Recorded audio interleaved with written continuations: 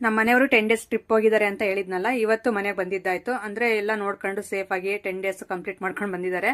So ಅವ್ರು ಬರೋಷ್ಟರಲ್ಲಿ ಕಾಲ್ ಮಾಡಿದ್ರು, ಅದಕ್ಕೋಸ್ಕರ ನಾನು ಲಾಸ್ಯ ಮಾನ್ವಿಕು ಅಲ್ಲೇ ನಿಂತ್ಕೊಂಡು ವೆಯ್ಟ್ ಮಾಡ್ತಾ ಇದ್ವಿ.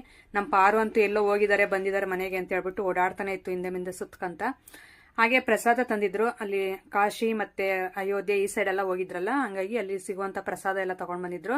ಹಾಗೆ ಅಯೋಧ್ಯೆಯಲ್ಲಿ ರಾಮ ಮಂದಿರ ಅಂತೂ ದೇವಸ್ಥಾನ ನೋಡಕ್ಕೆ ತುಂಬಾ ಚೆನ್ನಾಗಿದೆಯಂತೆ. ಏನಂದ್ರೆ ಕ್ಯಾಮ್ರಾಗಳೇನೋ ಅಲೋ ಇಲ್ಲಂತೆ, ಎಲ್ಲ ದೇವಸ್ಥಾನ ಅಷ್ಟೇನೆ ಹೊರಗಡೆನೆ ಇಸ್ಕೊಬಿಡ್ತಾರಂತೆ ಮೊಬೈಲ್ಸ್ ಎಲ್ಲಾನು.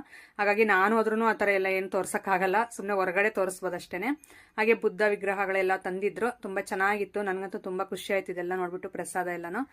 ಹಾಗೆ ನಾನು ನೆಕ್ಸ್ಟ್ ಟೈಮ್ ಹೋಗ್ಬೇಕು ಅಂತ ಪ್ಲಾನ್ ಮಾಡ್ತಾ ಇದೀವಿ. ಹೋದ್ರೆ ಅಲ್ಲಿ ಮೇನ್ ವಿಡಿಯೋಸ್ ಎಲ್ಲ ಶೇರ್ ಮಾಡ್ಕೊಂತೀನಿ ನಿಮ್ ಜೊತೆನು.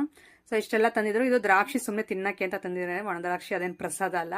ಸೊ ಇದಾಗಿತ್ತು ಫ್ರೆಂಡ್ಸ್ ಇವತ್ತಿನ ವಿಡಿಯೋ. ಯಾವ ತರ ಅನ್ನಿಸ್ತು ಅಂತ ನನಗೆ ಕಾಮೆಂಟ್ ಸೆಕ್ಷನ್ ತಿಳಿಸಿ. ಸಿಗೋಣ ನಾಳೆ ಮುಂದಿನ ವಿಡಿಯೋದಲ್ಲಿ. Thank you for watching. ನಮ್ಮ ಮನೆಯವರು 10 ಡೇಸ್ ಟ್ರಿಪ್ ಹೋಗಿದ್ದಾರೆ ಅಂತ